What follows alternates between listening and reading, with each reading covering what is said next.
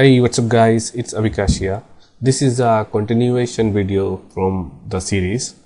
So in this button we will code this add item button. So when we click this add item button, a page should open. We don't have an add item page, so let's make a copy of our default page over here. Ctrl C, Ctrl V, and then let's rename it to add item like so, and then double click on add item and do a response dot redirect to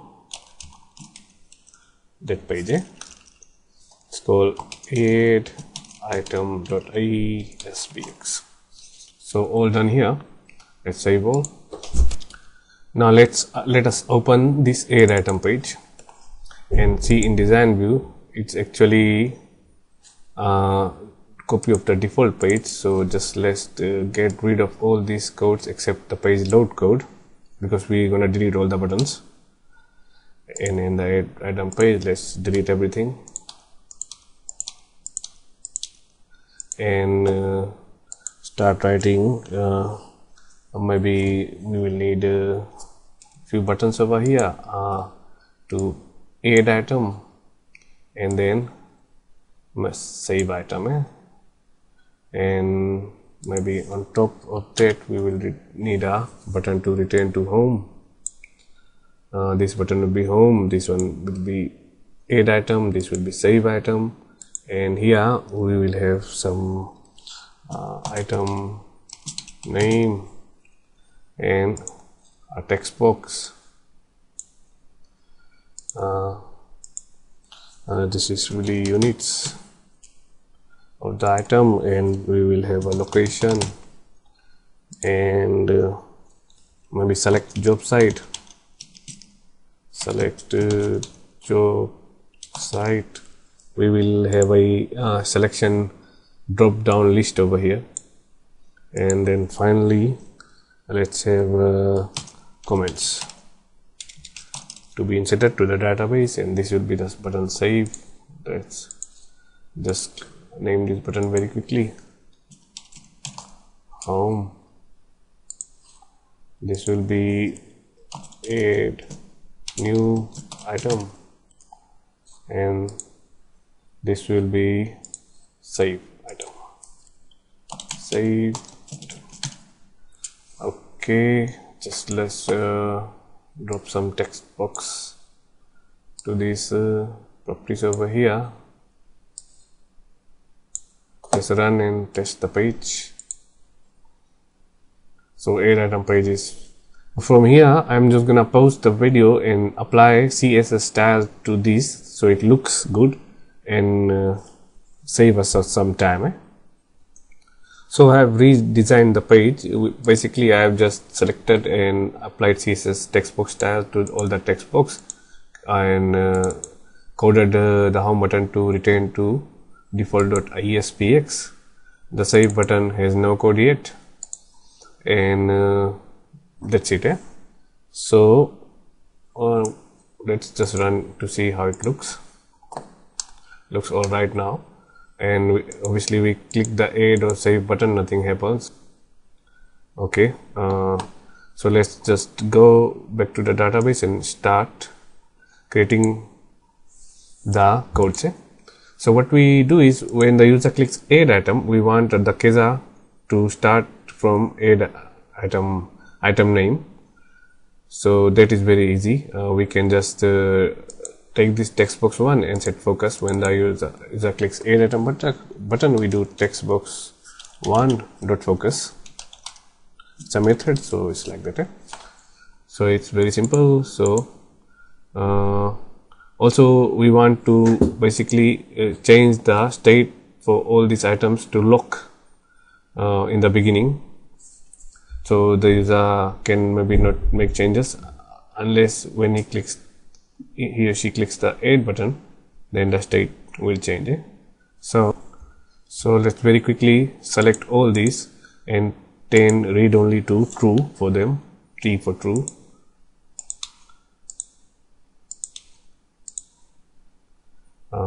Okay, don't worry about the selection box. After all, we are not writing anything, so it's read only equals true. So if we run it, obviously we can't make any changes to that text box, and then when the user clicks add, we want to make read only to false using code. So let's do that. When the user, this is our text box 1 2 3 4, so we say when the user clicks the button, we go to text box dot read only to equals first. So we just copy this line, paste it 4 times, and change the number for the text box. Text box 2, text box 3, and text box 4, and then we want to set focus on text box 1. Let's try, and then when we run it, nothing happens. Then when the user clicks add, that focus goes, and this all becomes so. Now the user will feed in data and click save button, but before that we want to populate this drop down menu with the items from the database with job names after the user clicks the add button. So to do that, we go to Visual Studio, go to Solution Explorer, and let's make a connection to database. We can use code and make connection to database on top of page load method on every page, but if we change the path of the database, we have to change the path in every page. So let's do a centralized connection. We already have a connection path here, and this connection path is saved on to this name, connection string name. So to use this name, what we do is go to our code directory, right click, and add a new class file. So add new item, class file. Let's name is this database connection.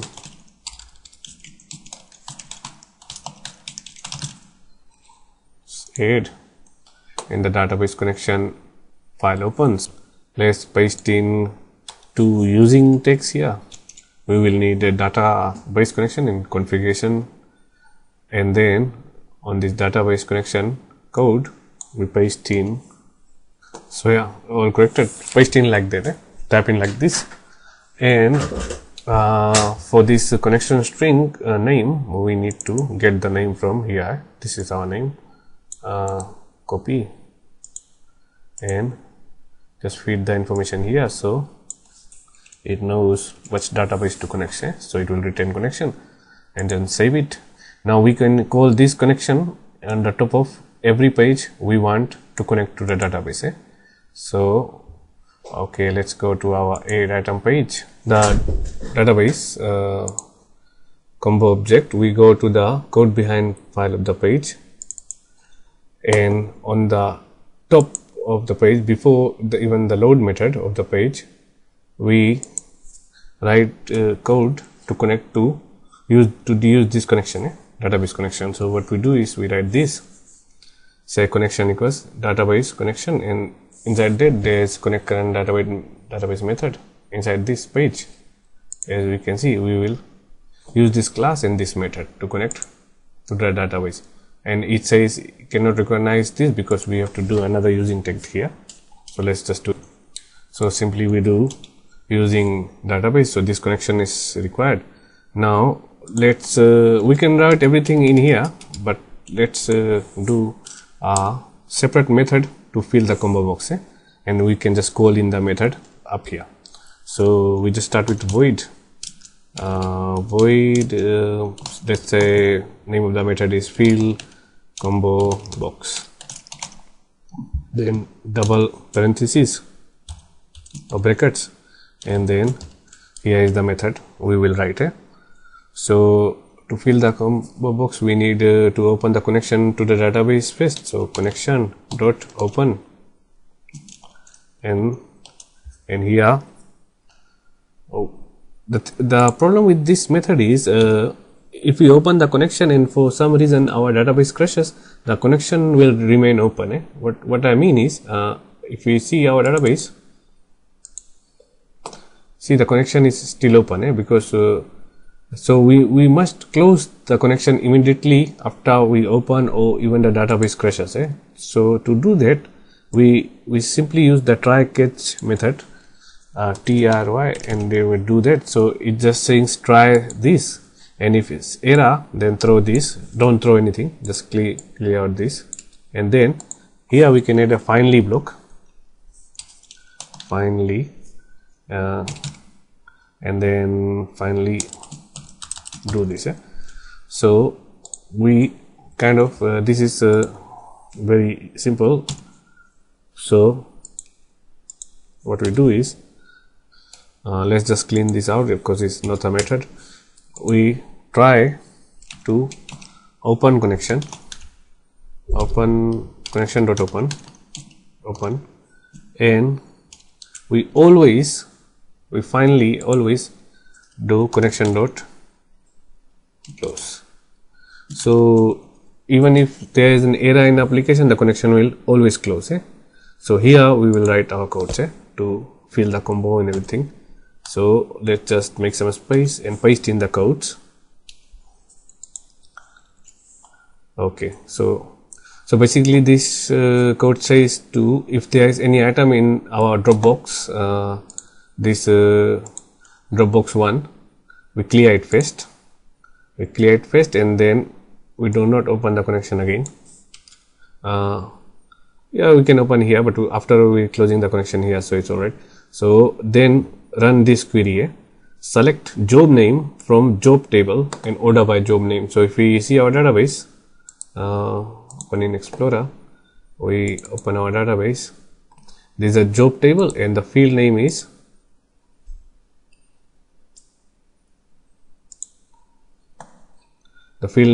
job name. So we select job name from job table. So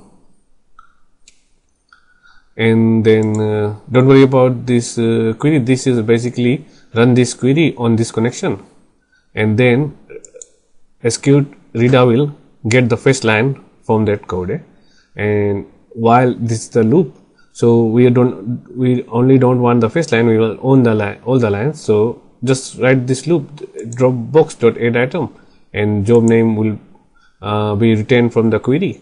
So it will keep on filling the list until the list is all end. So all finish.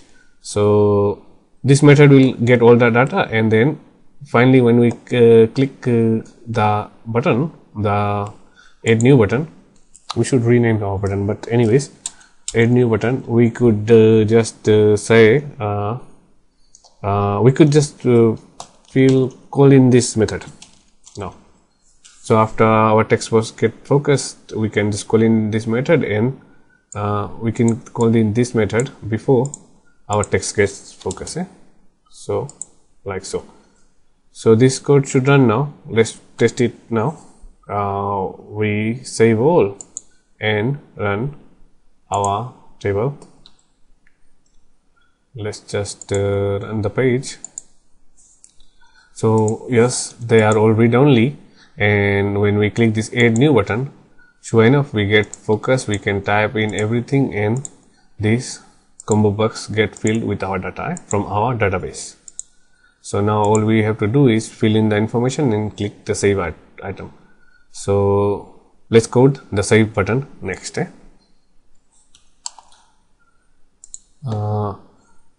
We double click the save button, and under the save button we write some code here.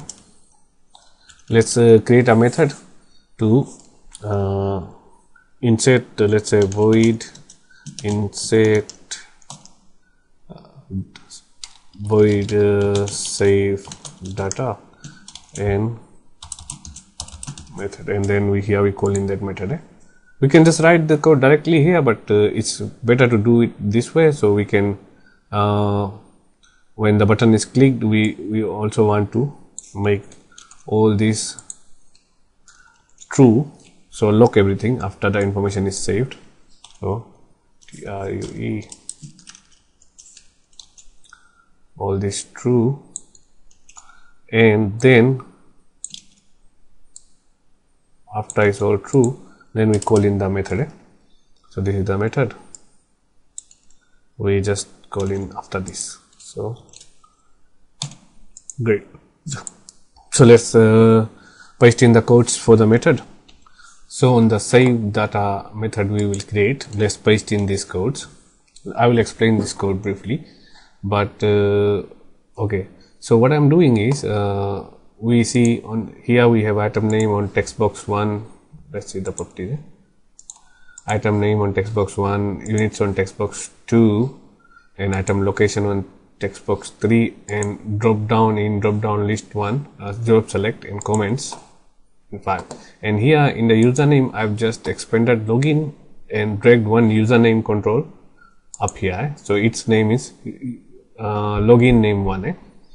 So we have all the controls. So on the button we just go to the code behind, and what I'm doing is I'm declaring a string variable item name and capturing the when this method is called, text box 1 value to this item, text box 2 units, text box 3 to location, drop down list text whatever is selected to job name variable, and then comments here, and then one variable called user login username, and I'm taking that new control, login 1 dot user. This is basically the name of the user that's logged in there onto this variable.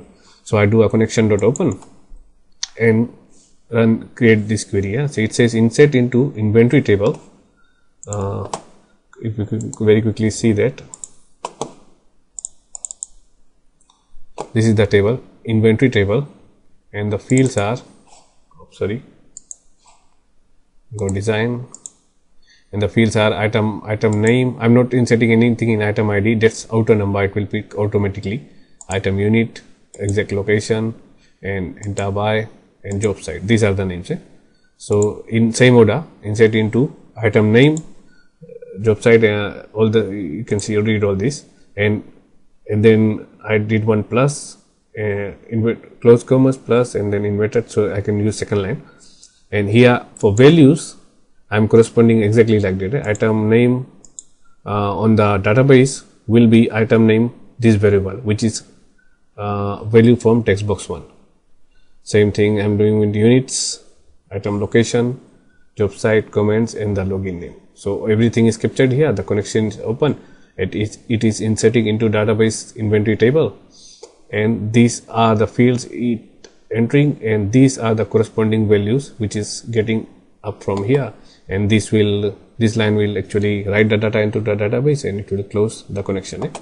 So let me just close the database here, and let's test it out very quickly. We go to the item table, we run, close this, and then everything's logged, so we can add. And for testing purpose, let's just write item name is test item name, test units for this one, test location, and job site we select something so we know it's saved. We select anything 70 for this one, and comments, test comments. So let's try and save it. Okay, to make sure the value is actually saved into database, we just open our database, open the inventory table, and we see sure enough test name and every value on this first line is saved as we required. Is enter by Tom, that's the login name. So this is how we insert data into the database. But you should notice, because before saving we should actually check if the user is filled correct information, valid information on this text box, and indeed all the text boxes are filled. And after they click save item, we should log these buttons and clear out this field and give some kind of label box feedback that the item is saved. Also we should check if the item name that is exact. If I save again, for example, I don't get any message, and you see in the inventory box the item name is the same exactly, item is saved twice. So we don't want that. So we will do all that in the next video. Thank you for watching this video. Please share and subscribe my videos. Thank you.